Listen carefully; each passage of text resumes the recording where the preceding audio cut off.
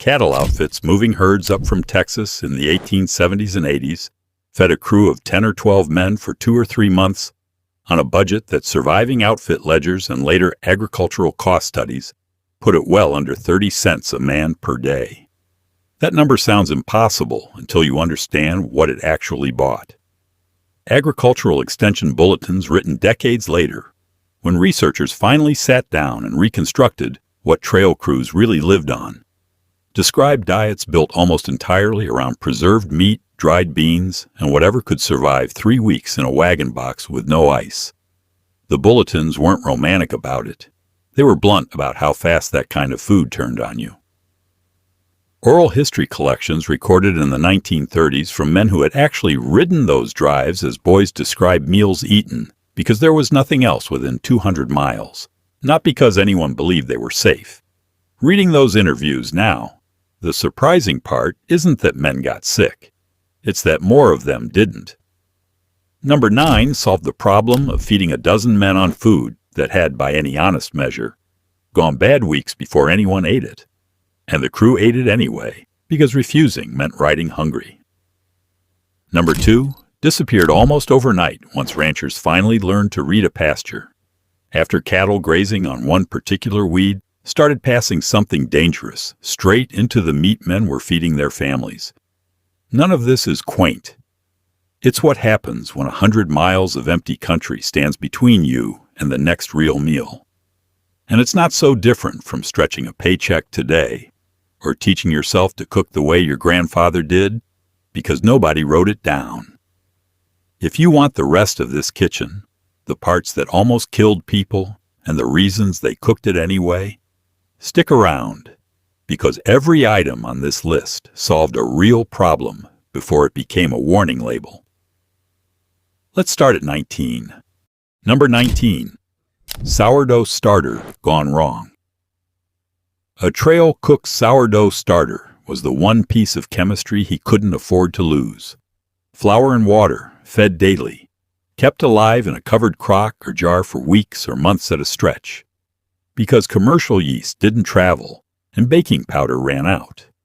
The method was simple. Feed it, keep it warm, use a portion, feed it again. One pot, one jar, one job. Don't let it die, and don't let it turn. The danger wasn't the starter itself. It was what got into it. A contaminated scoop, standing water, or a jar left too warm in Texas heat could let the wrong bacteria take hold. And a starter that smelled sour in the right way could turn sour in the wrong way without an untrained cook noticing the difference. Extension bulletins on home fermentation, written for farm kitchens decades later, warned about exactly this, that a starter looks the same right up until it isn't safe. It filled a real gap, leavening on a trail with no supply line.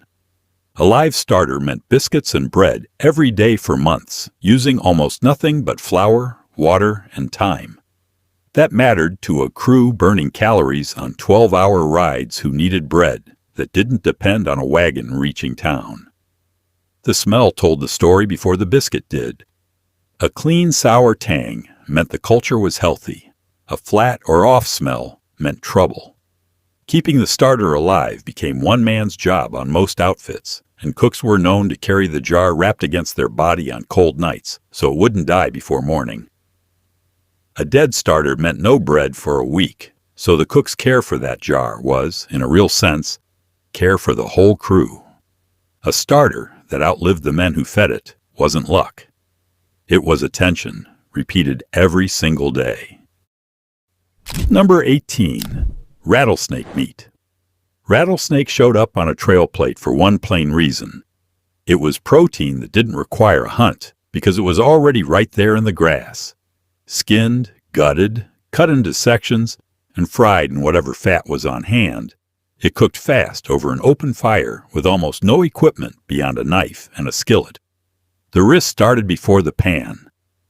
Killing and skinning a snake without losing a finger took steady hands, and undercooked meat carried the same bacterial risk as any wild-caught protein handled in open country, with no way to wash up properly. A rattlesnake fried too fast at the edges and left pink near the bone was a meal a man could regret for days. It filled a gap that had nothing to do with preference. On long stretches between water and game, snake was sometimes the only fresh meat available that didn't cost the crew a half-day's ride to track down. Documented range accounts describe cowhands eating whatever crossed their path, rattlesnake included, because turning down protein on a cattle drive wasn't a luxury anyone had. The meat had a texture closer to fish than beef, mild and stringy, which surprised men expecting something tougher. Older hands taught younger riders to identify a freshly struck snake versus one that had been dead and lying in the sun, because the difference mattered for safety. It was one of the first practical lessons a green rider got. Nobody bragged about eating it. They just did, and moved on to the next mile. Number 17. Prickly pear cactus. Prickly pear paddles were one of the only fresh vegetables a trail crew saw for weeks, and preparing them meant handling a plant built specifically to hurt you. The big spines came off with a knife, but the real hazard was the glochids, the nearly invisible hair-like spines that worked into skin and stayed there, itching for days if you weren't careful scraping the pads clean, over a fire, or with a blade. Once cleaned, the pads were sliced, boiled, or roasted, and eaten plain or added to whatever stew was already going. One pot, minimal fuel, a vegetable that grew wild across most of the cattle trail country from Texas north. The money math was simple because there was no money in it. Cactus cost nothing but the time to gather and clean it, and on a drive with no fresh produce for a month at a stretch, that mattered for reasons beyond taste. Scurvy and general depletion were real risks on diets built around salt meat and hardtack, and any source of fresh plant material helped. It filled the gap fresh vegetables leave when they're simply not available for weeks on end. The texture, once cooked, was slick and slightly tart, closer to okra than anything else on a cowboy's plate. Cooks who'd worked cattle country long enough could clean a pad in under a minute without a single spine-catching skin, a skill green hands respected and usually learned the hard way, one bad handful at a time. A vegetable that fought back before it fed you was still worth the fight, and every scarred hand on a trail crew knew exactly why. Something changed after that sixth dish. This wasn't just cheap food anymore. It was how a man alone on 100 miles of open ground made it through the week without anyone's help. Number 16. Poke salad greens. Poke greens grew wild along fence lines and creek bottoms across the trail country, and they were free in a way almost nothing else on this list was. You just had to know the plant and know exactly how to make it safe. The young leaves were picked in spring, boiled, drained completely, boiled again in fresh water, and drained a second time before anyone touched a fork to them. Skip either boil and drain, and you are eating a plant that causes real gastrointestinal poisoning, sometimes severe. Extension Service pamphlets and rural home economics bulletins from the early 20th century were explicit on this point, spelling out the double boil method precisely because too many households learned the danger the hard way. For a trail crew or a family stretching a spring larder after a long winter, poke greens filled the gap between stores running low and garden not producing yet. A genuinely free source of cooked greens when almost nothing else fresh was available. The smell while boiling was sharp, almost bitter, softening with each change of water. Mothers taught daughters exactly how many minutes, how many waters, because getting it wrong meant a sick household at the worst possible time of year, when there was no food to spare for someone laid up. 2 boils, 2 drains, no shortcuts, a rule passed down because breaking it cost more than hunger ever did. Number 15, acorn mush. Acorns were everywhere across oak country, completely free, and completely inedible straight off the tree. Raw acorns are loaded with tannins that make them bitter and hard on the stomach. The method, borrowed and adapted from native food knowledge that predated any cattle trail by centuries, was leaching. Acorns were shelled, ground, and soaked in repeated changes of water over several days until the tannins washed out, and what remained could be cooked into a plain mush over a fire. The time cost was the whole story here. Days of soaking meant this wasn't trail food for a crew moving 12 miles a day. It belonged to camps and settlements that stayed put long enough to process a batch, trading labor for a food source that cost nothing but time and water. It filled the gap flour left when supply wagons didn't arrive on schedule, turning an abundant wild resource into calories a family could actually use. The finished mush had a grainy, slightly nutty taste, nothing like the bitterness of the raw nut. Communities near oak forests processed acorns in bulk every fall, because a properly leached batch could be stored and pulled from through a lean winter. A piece of knowledge kept alive, specifically because store flour wasn't guaranteed. Get the leaching wrong, and you'd know within a bite. Get it right, and you'd turned a free, bitter nut into a winter's worth of food. Number 14. Chokecherry wine. Chokecherries grew wild along rivers and draws through much of cattle country, and they made a genuinely good wine or preserve, if the pits stayed out of it. Chokecherry pits contain compounds that release cyanide when crushed, and fermenting mash made from crushed whole fruit. Pits included concentrated that risk instead of cooking it off. The safer method pitted the fruit first, or strained the mash carefully before fermentation ever started, using nothing more than crushed fruit, sugar, and thyme in a covered container. Done correctly, it stretched a short wild fruit season into bottles that lasted months, giving isolated families or line camps something beyond plain water and coffee, a small luxury made from a plant nobody had to plant or pay for. It filled a gap that wasn't really about nutrition. Isolated camps and remote homesteads had almost no variety in what they drank, and a fruit wine made from something growing free along the creek answered that in a way store goods, arriving rarely and at a cost, couldn't. The color alone, a deep, almost black red, made it stand out on a shelf of otherwise plain provisions. Recipes for chokecherry wine and jelly passed through rural communities specifically with instructions to remove the pits. A detail extension pamphlets on wild fruit preserving repeated, because the danger wasn't rare knowledge. It was common enough to need saying twice. A fruit that could hurt you was still worth the trouble, as long as you respected exactly which part to leave behind. Number 13. Wild mushroom stew. Wild mushrooms turned up in stew pots wherever the season and the ground allowed, gathered along the same creek bottoms and wooded draws as everything else foraged on this list. The method was as simple as food gets. Mushrooms cleaned, cut, and added straight into whatever meat and water was already simmering. One pot doing all the work. The risk lived entirely in identification. Edible varieties across most cattle country have poisonous look-alikes close enough in shape and color to fool an inexperienced forager. And unlike most dangers on this list, there was no boiling method that made a genuinely toxic mushroom safe. It filled a gap in flavor and bulk more than survival. A stew stretched further and tasted less like plain salt meat with mushrooms added on a diet that badly needed variety. The texture added a meatiness to a thin broth that beans and jerky alone couldn't provide. Knowledge of which mushrooms were safe passed hand to hand, cook to cook, exactly the kind of oral instruction Federal Writers Project interviews from the 1930s describe old-timers giving younger hands before ever letting them forage alone.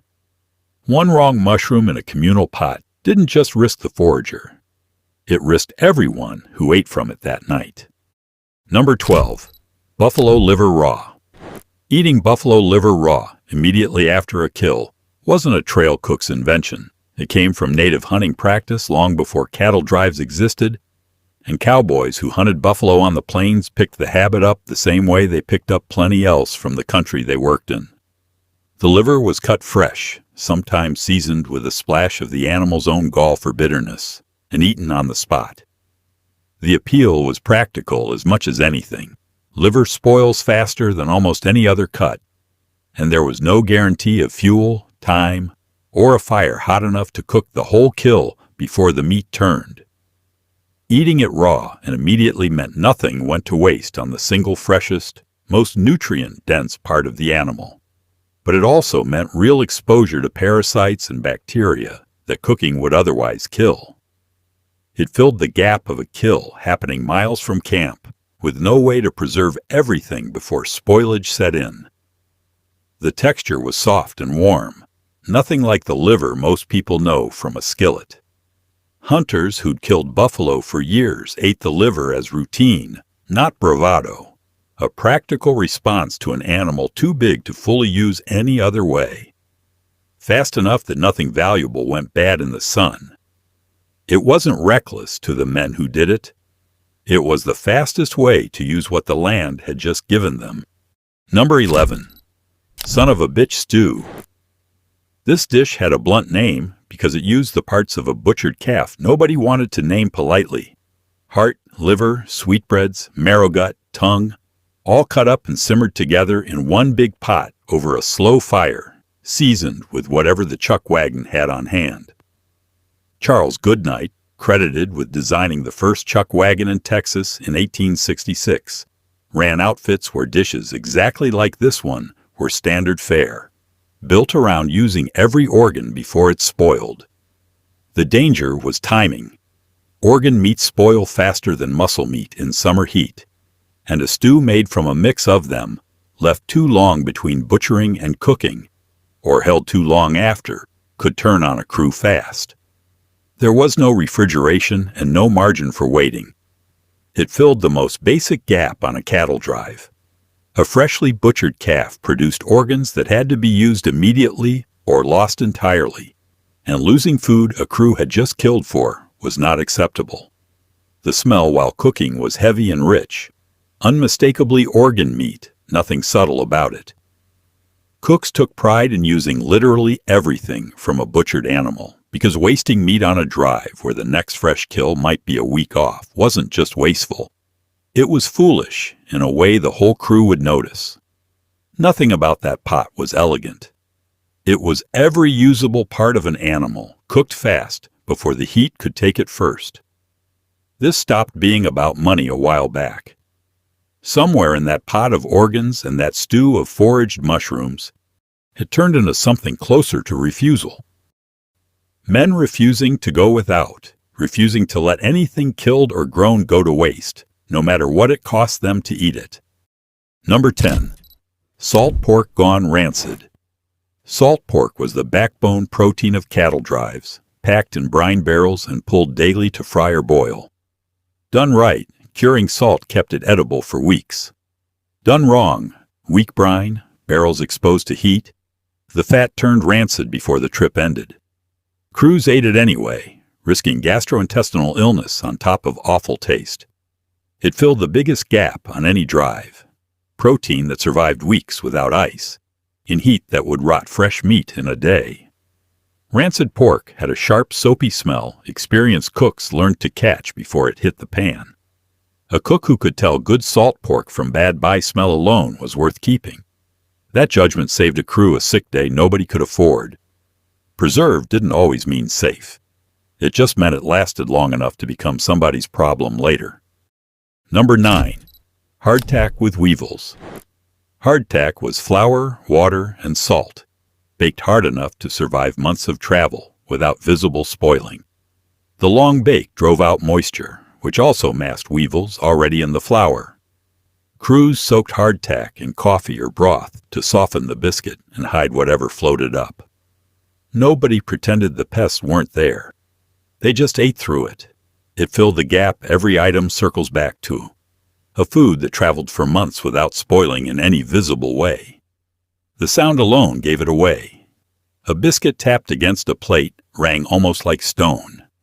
Crews joked grimly, calling them worm castles, but a biscuit with bugs still beat an empty stomach. Nobody starved eating hardtack. That was the whole unglamorous point of it. Number 8. Chili con carne trail style. Chili was a way to stretch and disguise meat of questionable freshness, buried under dried chili and whatever spice the wagon carried. It simmered for hours, letting spice do the work. Freshness couldn't. The risk was simple. Disguised meat was still bad meat, and heavy spicing masked spoilage a cook might otherwise have caught. It filled a constant gap.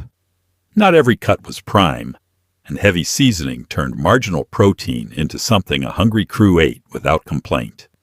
The smell hit before the taste did, dried chill filling a camp from 100 yards off. Cooks built reputations on their chili. A good pot made a mediocre supply run taste fine. Spice covered a multitude of sins, and every man eating from it knew exactly what kind. Number 7. Bear grease rendering.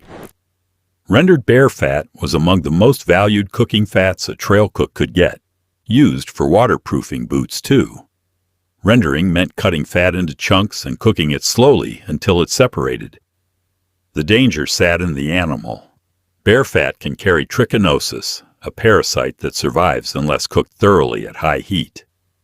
It filled a real gap, since fat ran out just like everything else, and a cook who could render his own supply wasn't dependent on the wagon. The smell while rendering was heavy, almost sweet, nothing like beef tallow.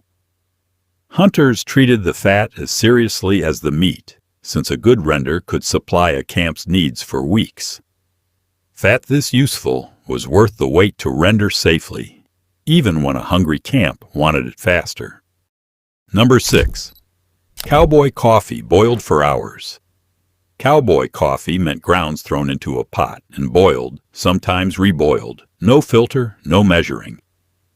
The extended boiling was often the only thing standing between a crew and whatever was in water drawn from a creek or standing pool. Long boiling kills many pathogens, making the coffee genuinely safer than raw water. But it also masked problems in water gone bad in other ways. It filled the most basic gap of trail life. Coffee grounds turned questionable water into something a man would choose to drink. The smell alone could wake a camp before first light did. A pot kept going all day, topped up rather than dumped, was standard enough that cooks judged each other by how strong it stayed. Bad water dressed up as coffee was still bad water. It just went down easier. Number 5. Jerky cured with gunpowder. Old-timers swore by a pinch of gunpowder in drying meat confused with the real curing agent, saltpeter. Confusion between the two was common enough that some men used black powder itself, believing it worked the same way. That confusion was the real danger. Gunpowder brought sulfur and charcoal into meat meant for eating, unpredictable in dose. It filled the gap left when an outfit ran low on curing salt, forcing cooks to improvise with whatever preserved meat. The finished jerky had a faint acrid edge, some swore added flavor, others avoided entirely. Old hands passed the trick down as folk wisdom, confident it worked because meat cured this way often survived, without tracking how many batches quietly didn't. A trick repeated often enough starts to sound like knowledge, even when it's just luck holding out. Something changed after that stretch. This was never about shame, it was dignity. People who refused to waste any part of what the land or herd gave them, even when using it all meant risking what it might do to them. Number 4. Beans cooked in old cans.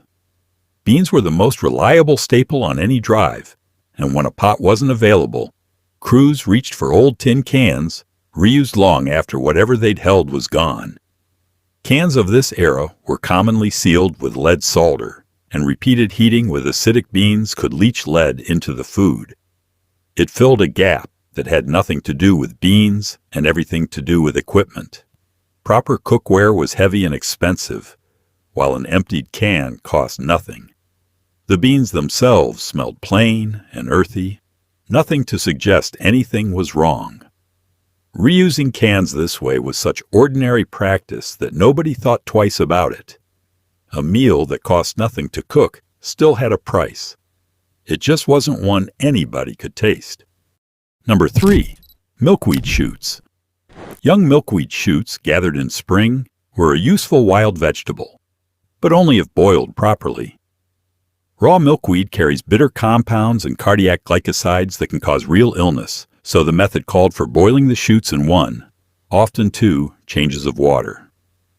Skip that step, or rush it, because a camp was hungry, and a shoot that looked like any other spring green could make a man sick. It filled the same seasonal gap poke greens did, a free vegetable when stored winter food was running thin. The taste after proper boiling was mild, faintly like asparagus, nothing like the bitter plant it started as. Families that gathered milkweed every spring passed the method down exactly, because getting it wrong meant a sick household with no doctor for 50 miles. Properly done, it disappeared into a plain pot of greens. Improperly done, it announced itself fast. Number 2. Loco-weed-fed beef. Loco-weed grew across huge stretches of rangeland, and cattle that grazed it developed loco disease, visible neurological damage, stumbling and wasting away. Beef from those cattle carried residue of those compounds into the meat. Unlike everything else on this list, nobody chose this risk. It came from where the herd grazed, invisible until symptoms showed, often after meat had reached a table. It filled no gap at all, a hazard baked into rangeland itself, one ranchers had to learn to manage rather than solve. Meat from an affected animal showed no obvious difference in smell or look, which was exactly the problem. Ranchers learned to watch their herds for the telltale stumbling, pulling affected cattle long before that knowledge had a scientific name. This was the one danger nobody invited in. It just showed up in the grass, and the men working that land had to learn to see it before it reached the plate. Number 1. Steak on a scrap. Steel griddle. When no skillet was around, cowboys sometimes fried steak on scavenged scrap steel laid straight over the coals, a plate off a wagon, a piece of mechanic left behind, whatever was flat and hot enough. The metal itself was the danger. No telling what it had carried before. No way to scrub it clean out on the trail. It filled the narrowest gap on this list, a moment of genuine improvisation, born of necessity rather than habit. The meat seared fast and hard against metal, that hot, cooking quicker than any proper skillet ever could. It's the kind of story trail hands told for years that a man got hungry enough to fry his supper on scrap steel rather than ride on hungry. That was the whole trail in one dish, whatever was hot, whatever was on hand, and whatever it took to eat that night.